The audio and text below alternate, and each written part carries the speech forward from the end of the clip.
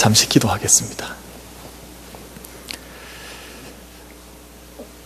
늘 우리와 함께 하시며 우리를 인도해 가시는 하나님 아버지, 세상의 많은 일들 가운데 흩어져 있던 저희들을 오늘 거룩한 성의를 통해서 주의 전으로 하나님의 예배의 초소로 불러주심을 감사를 드립니다.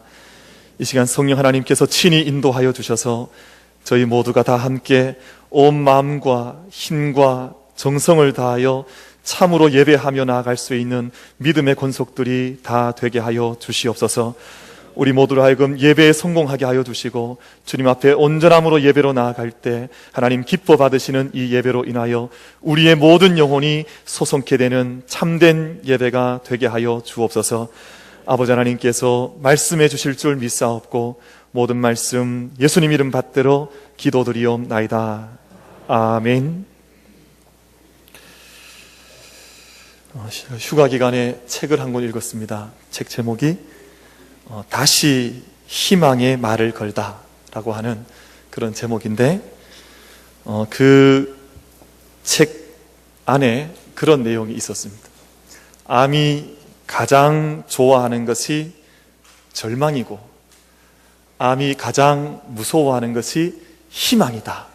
그런 말을 제가 읽으면서 우리가 어떤 어려운 순간에도 절망하지 않고 희망 가운데 살아가는 것이 얼마나 중요한 것인가 다시 한번 마음에 새기면서 책을 읽을 기회가 있었습니다. 근데 그 글 안에 그 미국에 있는 MD 앤더슨 병원이라고 하는 암 때문에 가장 유명한 병원에서 일하셨던 종신교수로 일했던 김의신 박사라고 하는 분이 그런 얘기를 해놓은 것을 읽었습니다. 우리 몸 안에 암세포와 싸우는 NK세포라고 하는 자연 살해세포라고 하는 세포가 있는데 이 세포는 언제 가장 강력하게 일을 많이 하냐 하면 사람이 웃을 때. 우리의 뇌세포는 사람이 억지로 웃는지 진짜 웃는지 잘 모른대요. 뇌가 똑똑하다고 생각했는데 뇌가 그렇게 똑똑하지 않은 것 같아요. 거짓으로 웃어도 뇌는 진짜 웃는 것처럼 인식을 한다는 거예요. 그런데 이 김우신 박사에 따르면 NK세포라고 하는 이 세포가 사람이 웃을 때 가장 왕성하게 활동을 한다는 겁니다. 평소보다 웃지 않는 사람보다 웃을 때 얼마나 더 왕성하게 활동을 하냐 하면 몇 배 정도 더 왕성하게 일할 거라고 생각하십니까? 한번 날씨가 더운데 퀴즈 내면 다 힘들어 하시려나 모르겠습니다만 몇 배 정도 더 왕성하게 일할까요? 이 NK세포가 웃을 때 한번 믿음대로 한번 말씀해 보십시오. 정말 믿음이 크신 것 같아요. 그 글 속에는 1000배 정도 일을 한다는 거예요. 그래서 웃지 않을 때보다 오늘 저희가 주일을 다 지내고 있는데 제가 보니까 여름 지내신다고 너무너무 다 힘드신 것 같아요.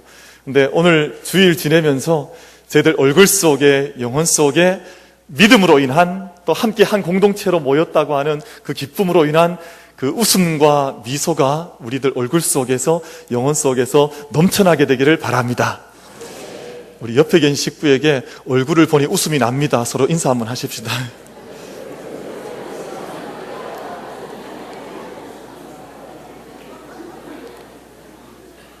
얼굴을 보니 웃음이 사라집니다. 뭐 이런 분 안 계시죠? 얼굴을 보니 웃음이 납니다. 뭐 설교 시간에 드리기는 좀 다소 좀 고민이 되는 말이긴 한데 개구먼 가운데 김미아라고 하는 분이 계세요. 근데 그분이 미리 자기 묘비명을 지어놨대요.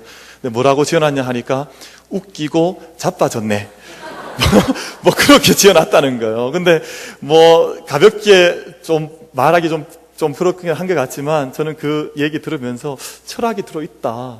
자기의 평생의 직업이요 소명이었는데 열심히 웃다가 웃겼다가 이제 소명을 다하고 죽었을 때 자기의 묘병이 이렇게 적겠다, 용기 있다 하는 생각을 했었습니다. 오늘 저희들 예배 가운데 정말 웃기가 어려운 시대인지 모르지만 어떤 순간에도 절망하지 않고 하나님 앞에 우리의 영적인 웃음과 미소로 예배 드릴 수 있는 이 시간이 되기를 바랍니다. 14세기에 프랑스와 영국 사이에 100년 전쟁이라고 하는 유명한 전쟁이 있었습니다. 근데 이 전쟁은 116년 동안 지속이 되었습니다. 영국군이 프랑스 땅 거의 대부분을 점령해 나갈 때 프랑스 북부 지역에 있었던 한 도시 칼레라고 하는 도시만은 점령을 잘 하지를 못했습니다. 왜냐하면 이 칼레라고 하는 도성이 1년 이상 아주 맹렬하게 영국군에게 저항을 해서 잘 도시가 점령을 당하지를 않았습니다. 1년 넘어 저항을 하다가 이 프랑스 북부 도시가 영국군에게 항복을 하게 되었는데, 영국 당시 왕이었던 에드워드 3세라고 하는 왕이 이 칼레라고 하는 도시가 괘씸했습니다. 일찍 투항하고 항복했으면 아무런 문제가 없었을 텐데 1년 이상을 저항을 했더니 이제 그 마음속에 이 도성에 대해서 내가 하나 벌을 내려야 되겠다, 그렇게 생각을 하고 어떤 조건을 걸었냐 하면, 너희의 도성 가운데에서 6사람의 리더가, 6사람의 지도자가 자기의 발로 스스로 목숨을 버리면 내가 이 도성을 용서해 줄 것이지만, 만약에 이 도성 가운데서 6사람의 지도자가 나타나지 않아서 아무도 자기 목숨을 스스로 내어놓지 않으면, 6명의 사람이 충족되지 않으면 이 성을 내가 멸하겠다 하는 그런 약속을 했습니다. 정한 날, 정한 시간, 정한 새벽이 되었는데 도시의 사람들이 잠을 이루지 못했습니다. 누가 과연 자기 스스로 자기 목숨을 내어놓을 수 있을까? 모든 칼레성 사람들이 두려워 떨고 있을 때, 정한 새벽 미명, 아직 어둠이 가시지 않은 시간에 그 도시에 살고 있었던 사람들 가운데 가장 부자였던 생피에로라고 하는 사람과 그 칼레의 시장과 그 시에서 가장 부유했던 상인과 그 시에서 가장 이름을 떨쳤던 법률가를 포함해서 6사람이 약속된 장소에 스스로 나타났습니다. 그래서 이 칼레라고 하는 도시 전체가 멸망당하지 않고 도시 전체가 보호를 받았습니다. 이 일 후에 몇백 년이 지난 후에 칼레시가 이 몇백 년 전의 사건을 기념을 해서 1884년에 로댕이라고 하는 유명한 조각가에게 이 6명의 상을 조각해 줄 것을 부탁을 했습니다. 로댕이 11년 동안 심혈을 기울이고 고민을 하고 묵상을 한 끝에 1895년에 칼레의 시민이라고 하는, 칼레의 시민들이라고 하는 6사람의 조각상을 실제로 조각을 해서 만들어 내놓았습니다. 칼레의 시민들이 1895년 이 당시에 자기들 눈앞에 제막상을 할 때 나타나는 6명의 동상이 아주 담대한 얼굴을 가진 용사와 같은 영웅들로 묘사가 될 줄을 알고 제막심에 참석을 했다가 로댕이 만들어 놓은 이 6명의 조각상을 보고 모두 다 경악을 했습니다. 왜냐하면 자신들 앞에 드러난 칼레의 6명의 영웅들은 죽음에 대한 공포 앞에 너무나 두려운 얼굴로 얼굴이 찌그러져 있고 얼굴이 수심과 근심에 사로잡혀 있는 그런 사람들이었습니다. 자신들이 생각했던 영웅의 모습이 아니라 죽음 앞에 너무나 두려워 떨면서 고통스러워하고 있는, 마치 지옥문 앞을 걸어 들어가고 있는 사람들과 같은 그러한 형상을 하고 고민을 하고 고개를 숙인 채 끌려가는 그런 사람들의 모습을 칼레 시민들이 보게 된 것입니다. 로댕이 생각했던 것은, 로댕이 생각했던 참된 영웅은 어떤 일 앞에 아무런 고민도 없이 걱정도 없이 근심도 없이 걸어나가는 그런 사람들이 아니라 깊은 고통과 두려움 가운데에서도 자신을 희생하는 걸음을 걸어갔던 사람들이야말로 우리와 함께하는 참된 영웅이지 않은가 하는 생각을 작품으로 그려내 놓았던 것입니다. 오늘 본문 말씀 창세기 22장 말씀은 아마 성경을 읽어 나가시는 동안 가장 큰 걸림돌이 되는 말씀이 아닌가 그렇게 생각을 해요. 제가 창세기 말씀이 얼마나 은혜가 많이 됩니까? 창조에서부터 아브라함이 부름받은 걸로부터 이삭과 야곱과 요셉의 수많은 은혜가 넘치는 말씀들이 창세기에 점철되어져 있는데, 그 가운데서 22장 말씀은 유독 읽는 이로 하여금 그 앞에서 걸림돌이 되게 하는 내용으로 기록되어 있는 말씀이 창세기 22장이라서 제가 이 말씀을 마음으로 잘 받아들이기가 어려운 말씀, 하나님도 이해가 잘 되지 않고 아브라함도 잘 이해가 되지 않는 말씀으로 기록되어 있는 장이 바로 창세기 22장 말씀입니다. 하나님께서 아브라함에게 후사를 약속해 주셨습니다. 아브라함은 굳이 엘리에셀이 나의 후사라고 말을 할 때에도 하나님께서 아니다, 내가 너에게 너의 몸으로 태어나게 할 너의 자손이 너의 후사가 될 것이다, 너의 자손이 될 것이다, 그를 통해서 약속이 계속해서 나의 약속이 대를 이어갈 것이다, 그렇게 말씀을 하셨습니다. 그래서 창세기 21장 말씀에서 마침내 아브라함의 나이 100세가 되었을 때 더 이상 자녀를 볼 것이라고 하는 모든 기대를 이제 그치고 포기하게 될 그때에 하나님께서 아들을 주셨고, 아브라함은 그 아들의 이름을 웃음이라고 하는, 내가 웃는다, 내가 미소 짓는다라고 하는 이름을 지닌 이삭이라고 하는 이름을 지어서 그를 부르게 되었습니다. 그런데 하나님께서 그 아들을 제물로 바치라고, 정말 이해할 수 없는 너무 어려운 말씀, 너무 어려운 명령을 하나님께서 아브라함에게 주셨습니다. 아마 저희가 믿음의 삶을 걸어가는 동안 이런 경험들이 있지 않을까 생각을 합니다. 우리가 이해할 수 없는 막다른 길로 하나님께서 우리를 이끌어 가실 때가 있습니다. 우리의 가정에도 그런 일이 있을 수 있고, 사업을 해나가다가 왜 하나님께서 이런 길들을, 왜 이렇게 고통스러운 길을 나에게 주셨을까 이해하지 못해서 우리가 기도원에 찾아들거나 고통스럽게 주님 앞에 무릎 꿇어야 하는, 하나님께 그 이유를 물어야 할 때가 간혹 있는 것을 볼 때가 있습니다. 가족들의 건강의 문제가 그렇게 다가올 때가 있고, 우리 친한 가족들 가운데에서 하나님께서 먼저 불러가시는 아픔을 당할 때에도 우린 그런 부르짖음 앞에 서게 됩니다. 근데 그 때가 중요한 것은 어느 인생, 어느 가정, 어느 교회에도, 어느 개인을 두고 보아도 그러한 경험을 하지 않는 인생은 없다는 것입니다. 믿음 있는 사람이든 믿음 없는 사람이든 아무리 신앙생활을 잘 감당하는 사람이라 할지라도 정말 내가 나의 경험과 나의 판단으로 다 이해할 수 없는, 내가 다 측량할 수 없는, 내가 다 헤아릴 수 없는 그런 시간이 우리에게 다가올 때가 있습니다. 근데 그때가 중요한 것은 그때 내가 하게 되는 결단과 믿음, 나의 내어놓는 말이 하나님과 우리의 관계를 결정하게 됩니다. 내가 지금까지 한 번도 보여주지 못했던 나의 믿음의 정말 그 정수, 나의 믿음의 가장 결정체, 내 안에 있는 믿음의 내용을 그때 비로소 하나님 앞에, 세상 앞에 드러내 놓게 되기 때문에 그 순간이 너무나 중요하게 우리에게 다가오게 됩니다. 당신이 가지고 있었던 믿음이 정말 내용이 있는 믿음이었는지, 당신이 가지고 있는 믿음이 공허한 믿음이었는지, 믿음이라고 하는 허울 속에 살았는지, 아니면 정말 믿음 속에 살았는지를 드러내게 될 때가 바로 이러한 때라고 하는 것입니다. 여러분, 고슴도치도 자기 새끼는 귀하다 그러잖아요.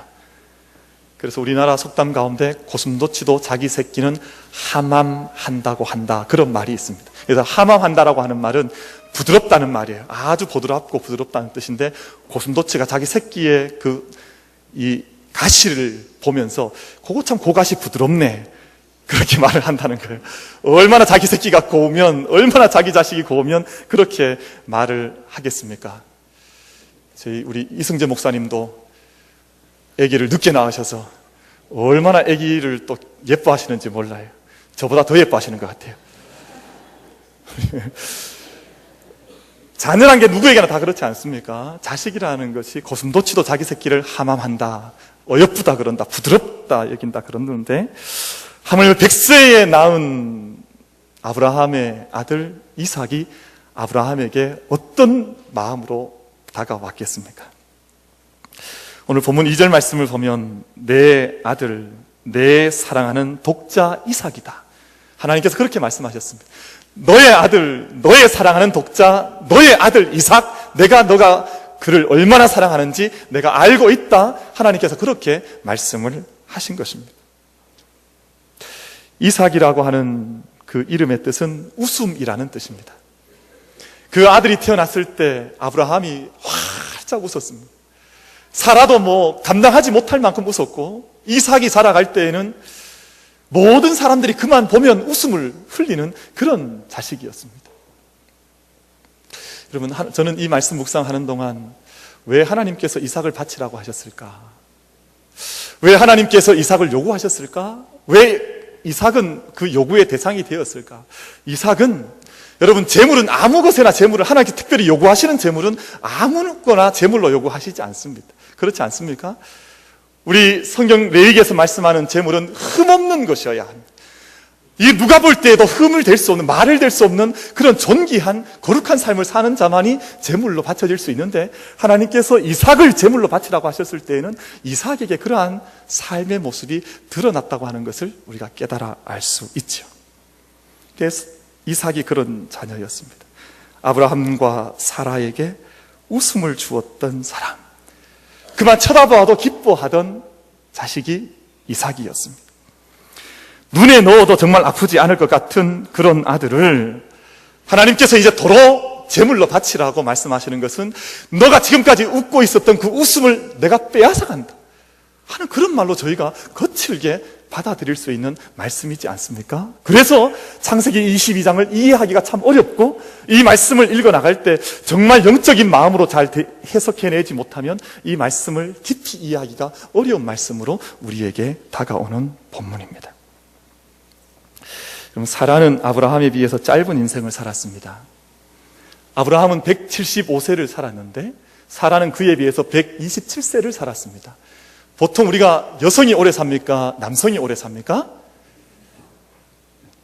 여성이 오래 살잖아요. 참 여성들이 좀 찔겨요. 어쨌든 남자들보다 날씨가 덥든 뭐 환경이 어렵든 훨씬 더 다 잘 살아가시는데, 근데 이상하게 사라는 127세, 아브라함은 175세. 그래서 오늘 본문 그 다음 장인 창세기 23장 1절 말씀은 사라가 127세를 향유하고 죽었더라, 하나님께 부름받았더라, 그렇게 기록을 하고 있습니다. 우리 기독교 전통이 아니라, 우리 개신교 전통이 아니라 유대 전승에 의하면 왜 사라가 이렇게 일찍 죽었느냐, 그 해석을 이렇게 하고 있습니다. 아브라함이 사라에게 하나님께서 이렇게 말씀하셔서 이삭을 바치라고 하는 이 사실을 말을 하지 않았습니다. 혼자 가슴에 담고 있다가 모리아산에 다녀와서야 나중에 사라가 이 이야기를 들었습니다. 나중에 이 이야기를 전해들은 사라가 너무너무 큰 충격을 받아서 화병을 얻었다는 거예요. 그래서 오래 살지 못하고 127세에 일찍 죽었다 하는 것이 유대 전승의 해석입니다. 우리 개신교 전통이 아니라, 개혁교회에서 말하는 것이 아니라 유대 전승에서는 그런 해석을 내어놓기도 합니다. 그만큼 이삭을 바치라고 하는 것이 아브라함에게도 사라에게도 너무너무 큰 짐이요, 이해할 수 없는, 풀 수 없는 수수께끼와 같은 하나님의 명령이었다고 하는 것을 이야기하는 대목입니다. 오늘 본문 말씀에서 세 가지 말씀을 묵상하고자 합니다. 첫 번째는 이 이해할 수 없는, 도무지 내가 다 측량할 수 없는 이 사건 앞에 아브라함이 침묵했다는 것입니다. 아브라함이 하나님 명령 앞에 아무런 대꾸도 반발도 보이지 않은 채 모리아 산을 향해서 사흘 길을 걸어갔습니다. 아브라함이 어떤 절규도 어떤 항변도 없이 우직하게 사흘 길을 걸어갔습니다. 여러분, 원래 아브라함은 그런 사람이 아니었습니다. 앞선 창세기의 기사를 읽어보면 조카 롯이 소돔과 고모라 성에서 죽임을 당하게 되었을 때 롯의 한 사람 생명 구하기 위해서 하나님 앞에 읍소하고 하나님께 눈물로 호소해서 롯을 살려내었던 사람, 하나님 이러실 수 없습니다. 50명만 있어도 살려주십시오. 40명만 있어도 살려주십시오. 10명만 의인이 있어도 이 성 멸하시면 안 됩니다라고 하나님께 항변했던 사람이 아브라함이었는데, 이상하게 자기의 아들의 문제에 있어서는 아무런 이야기를 하지 않는 모습을 아브라함이 보이고 있습니다. 이런 아브라함의 모습이 여러분 이해가 되십니까? 자식을 하나님께 바치라고 했는데 그 요구 앞에 아무런 말을 내어놓지 않고 아무런 생각을 본문 속에서 표현하지 않은 채 묵묵히 모리아 산을 향해서 걸어가고 있습니다. 본문에서는 아브라함의 내면 세계나 그의 심리 상태에 대한 어떤 설명도 나와 있지를 않습니다. 그런데 3절 말씀을 읽어보면 아브라함의 그 당시의 상황에 대해서 잠시나마 어떤 조각이나마 이해해 볼 수 있는 말씀이 3절 말씀인데, 우리 3절 말씀을 한번 같이 읽어보겠습니다. 함께 읽겠습니다. 시작. 아브라함이 아침에 일찍이 일어나 나귀의 안장을 지우고 두 종과 그의 아들 이삭을 데리고 번제에 쓸 나무를 쪼개어 가지고 떠나 하나님이 자기에게 일러 주신 곳으로 가더니. 아멘. 제사를 드리는 사람들의 일반적인 모습은 번제를 드리기 위해서 가장 먼저 준비하는 것은 나무였습니다. 먼저 나무를 패고 나무를 준비해서 쌓아놓은 다음에 나귀를 준비하고, 나귀가 준비되면 이제 함께 가서 제사 드릴 가족들을 준비하는 것이 당시의 고대 세계의 번제의 순서였습니다.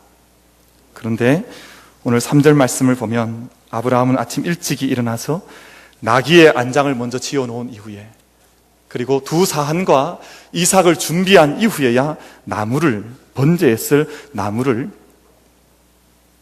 준비했다고 했습니다.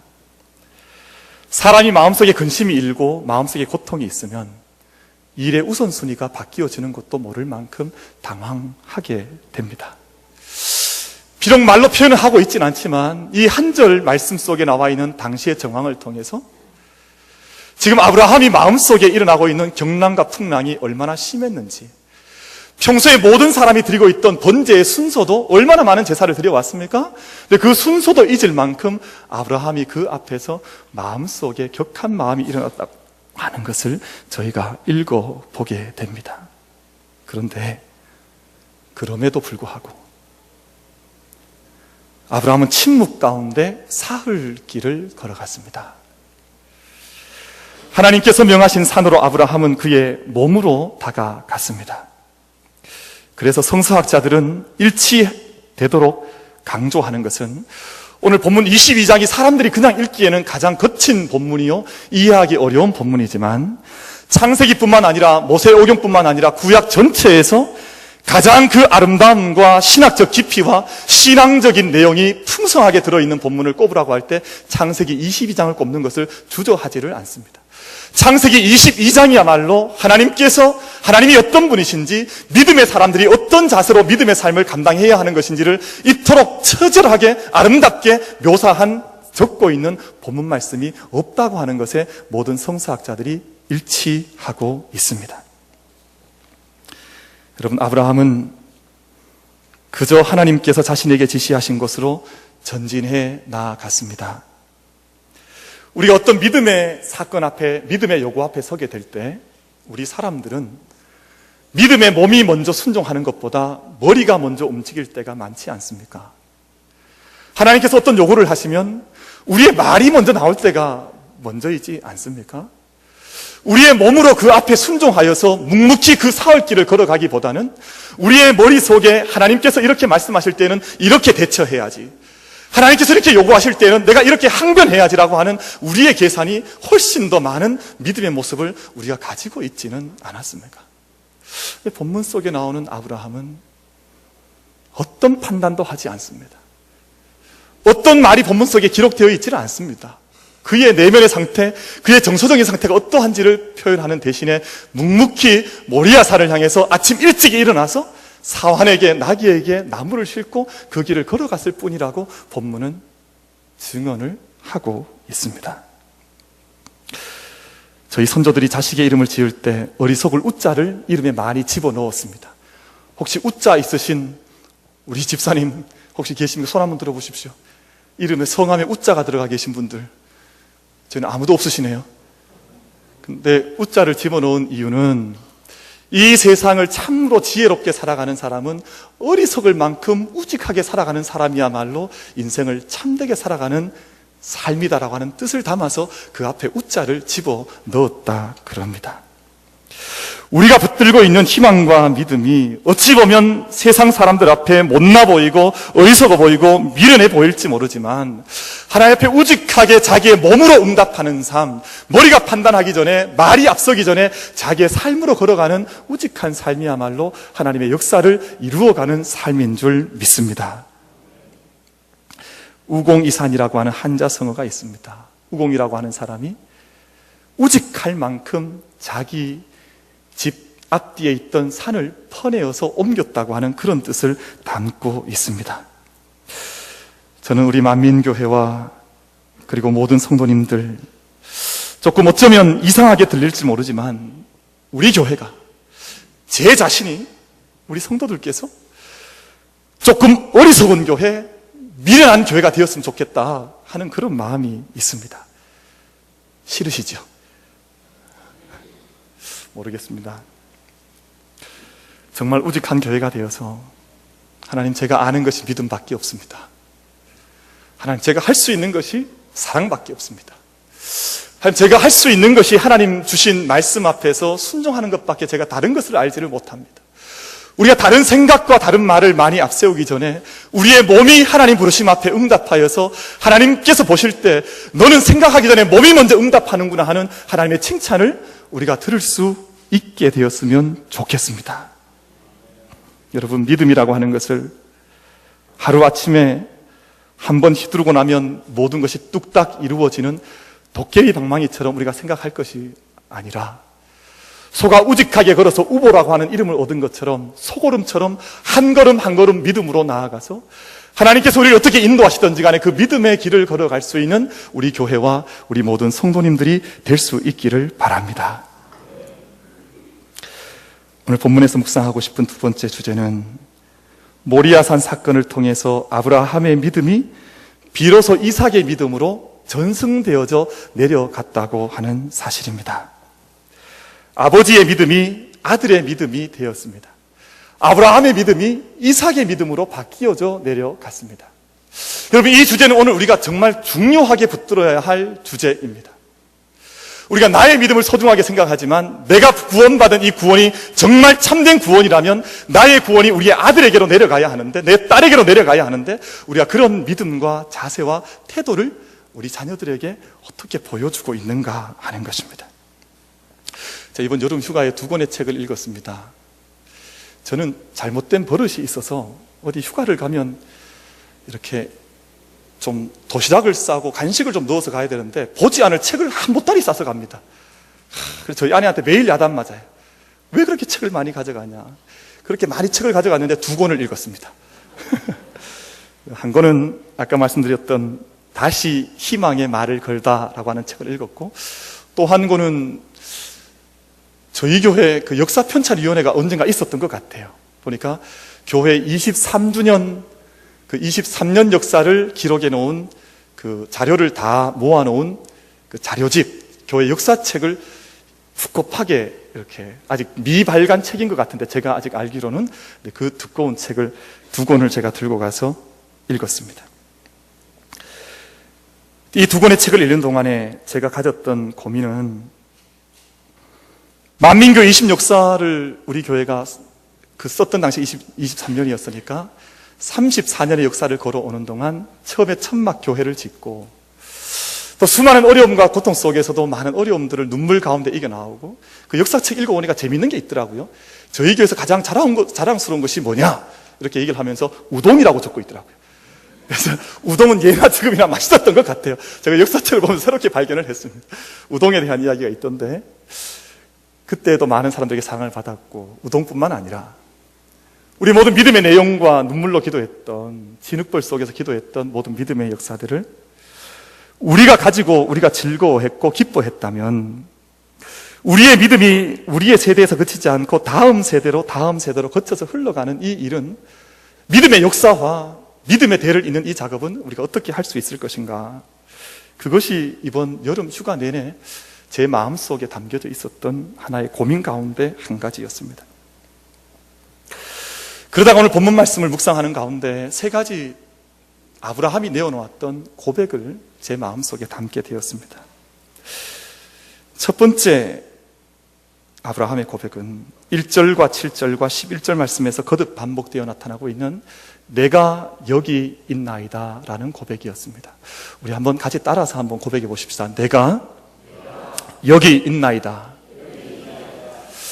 하나님께서 하나님의 사람들을 찾으실 때 이 대답을 부끄럼 없이 내놓을 수 있는 사람은 믿음에서 깨어있는 사람들이었습니다.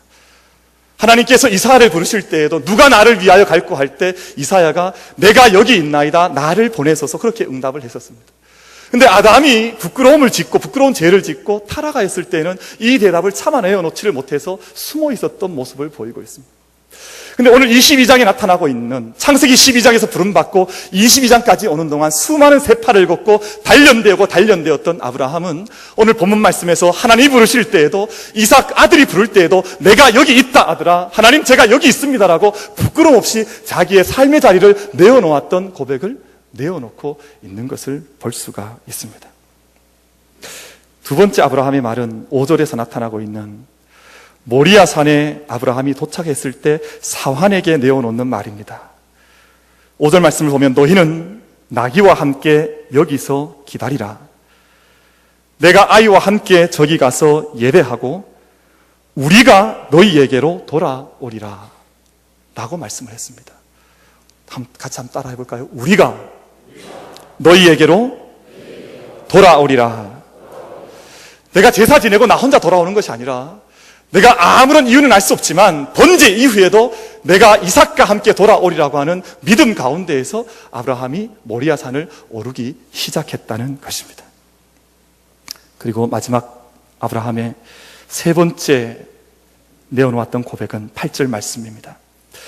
번제할 어린 양은 하나님이 자기를 위하여 친히 준비하시리라.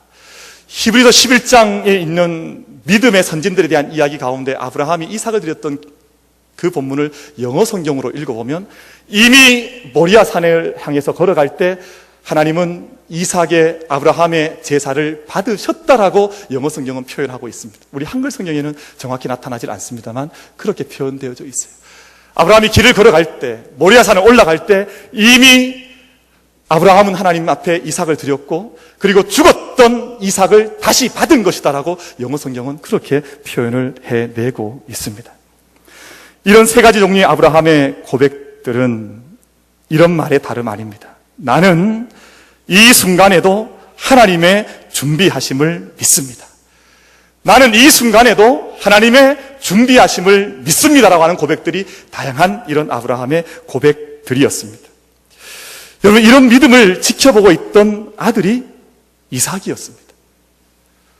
모리아산을 올라갈 때에도 번제 쓸 나무를 챙겨서 그 사흘길을 걸어갈 때에도 칼을 높이 치켜들 때에도 그 모든 한순간 한순간을 놓치지 않고 가장 가까운 곳에서 보았던 사람이 다름 아니라 이삭이었습니다. 여러분, 믿음의 이스라엘 민족이 나타나는 것, 아브라함을 통해서 메시아가 나타나는 것, 아브라함의 자손 속에 다윗이 나타나고 예수 그리스도가 나타나는 것은 어느 날 갑자기 뚝딱 나타난 것이 아니라 이런 치열한 믿음의 싸움 속에서 하나님 앞에 이러한 순간에도 나는 하나님을 믿습니다, 하나님의 준비하심을 믿습니다라고 고백했던 아브라함을 통해서 그의 믿음의 자손들이 세워졌다고 하는 것을 놓치지 않는, 잊지 않는 저희들이 될 수 있기를 바랍니다. 오늘 우리에게 이런 믿음이 있어야 우리의 자녀들을 구원받은 자녀로 우리가 세워나갈 수가 있습니다.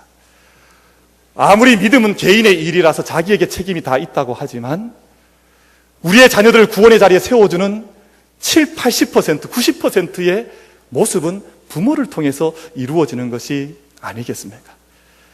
그 눈빛을 하나도 놓치지 않고 보았던 이삭이 23장부터는 자기가 역사의 주인이 되어서 다시 한번 역사의 전면에 등장하는 것이 창세기의 말씀입니다.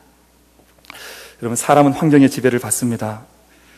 독일에서는 철학자들이 많이 나왔습니다. 그리스에서는 문학가들이 많이 나왔습니다. 유대인들 속에서는 정치하는 사람들과 예술가들과 많은 상인들이 나왔습니다. 여러분, 우리 교회가, 이 재단이, 우리의 가정들이 어떤 자녀들과 다음 세대를 배출할 수 있을 것인가? 이 문제 앞에 아브라함이 내어놓았던 나는 이런 순간에도 하나님께서 준비하심을 믿습니다라고 하는 그 고백 속에서 우리의 다음 세대를 위해서 영적인 행보를 한 걸음씩 모리아 산을 향해서 걸어갈 수 있는 우리들이 될 수 있기를 바랍니다. 마지막으로 아브라함의 약속이 이삭과 그 모든 자녀들의 약속으로 확장되고 강화된 본문이 바로 22장 말씀입니다. 어쩌면 12장 말씀은 아직까지는 아브라함이 어떤 희생을 치르지 않아도 조건 없이 주어진 약속이 창세기 12장의 말씀이라면 22장 말씀은 네가 어떤 대가를 치르더라도 어떤 고난의 자리에 이르러도 내가 준비할 것을 믿느냐라고 하는 하나님의 시험 앞에 넉넉히 그 시험을 통과했던 아브라함에게 주신 하나님의 새로운 약속의 갱신, 약속의 재광화의 사건이 22장 말씀입니다. 오늘 본문 말씀 속에 나타나는 아브라함은 하나님 아버지를 상징하고 있고 이삭은 예수 그리스도를 상징하고 있습니다. 그런데 구약에서 이루어졌던 이 약속 가운데에서 이삭은 실제로 죽음의 자리에까지 서지는 않았습니다. 그러나 신약 성경으로 이 말씀이 다시금 넘어왔을 때 하나님께서는 우리를 위해서 하나님의 가장 귀한 독생자 그 아들 예수 그리스도를 아끼지 아니하신 채 우리에게 내어주셔서 아브라함은 그 아들을 잃지 않았지만 나는 내 아들을 너희를 위해서 주었다라고 복음은 우리에게 증언을 하고 있습니다. 그래서 로마서 8장 32절 말씀에서 자기 아들을 아끼지 아니하시고 우리 모든 사람을 위하여 내주신 이가 어찌 그 아들과 함께 모든 것을 우리에게 주시지 않겠느냐라고 복음의 말씀을 선포하고 있습니다. 우리가 하나님께서 우리에게 가장 좋은 것, 가장 귀한 것, 가장 하나님께서 아끼시는 것을 우리에게 내어주셨다면 우리 역시 우리의 삶, 우리의 믿음 가운데에서 가장 귀한 믿음의 내용으로 가장 귀한 믿음의 삶을 증언으로 하나님께 드릴 수 있는 우리 만민교회와 우리 성도들이 다 될 수 있기를 간절히 바랍니다. 믿음의 원칙은 그것입니다. 하나님께서 우리에게 가장 귀한 것을 내어주셨듯이 우리의 삶, 우리의 믿음 역시 제3의 것, 제4의 것을 드리는 것이 아니라 하나님 앞에 가장 귀한 것을 드리는, 가장 귀한 예배를 드리는, 가장 귀한 믿음을 드리는 것이 우리의 믿음이어야 합니다. 하나님의 길을 따르다가 불리해질 것 같다고 해서 믿음을 저버릴 수가 없습니다. 인생의 벅찬 바람 앞에서도 도저히 납득할 수 없는 일들이 일어나는 그 상황 앞에서도 묵묵한 우직한 믿음의 길을 걸어갈 때 하나님께서 우리를 위하여 준비하신다고 하는 이 준비의 믿음, 여호와 이레의 믿음으로 오늘 우리의 시대 속에 하나님의 역사를 이루어갈 수 있는 우리 만민교회와 우리 모든 성도님들, 마침내 이삭이라는 이름과 같이 하나님 앞에서 마음껏 웃으며 믿음 생활을 감당할 수 있는 믿음의 권속들이 다 되시기를 주님의 이름으로 축복을 드립니다.